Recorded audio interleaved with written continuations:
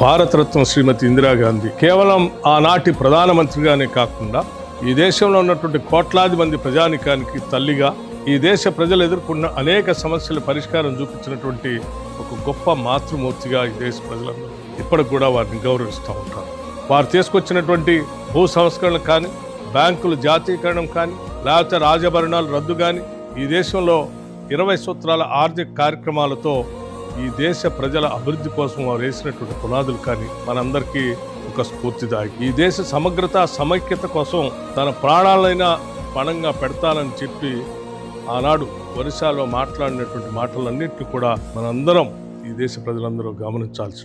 ఆ రకంగానే ఈ దేశ సమగ్రత సమైక్యత కోసం ఆటంకవాదుల చేతుల్లో తోటాలకు బలైపోయి మర్చిపోకుండా ఉండలేనంత త్యాగం ఈ దేశాన్ని చేసినటువంటి ధీరోదత్తురాలు శ్రీమతి ఇందిరాగాంధీ గారు. వారి ఆలోచనలు తీసుకొని వారి మార్గాన్ని అనుసరిస్తూ ఈరోజు తెలంగాణ రాష్ట్రంలో ఇందిరమ్మ రాజ్యం పూర్తిగా అంకితమవుతూ ఆ మార్గంలో నడుస్తామని చెప్పి ఈ సందర్భంగా మరొకసారి రాష్ట్ర ప్రజలందరికీ మాటిస్తా ఉన్నాం.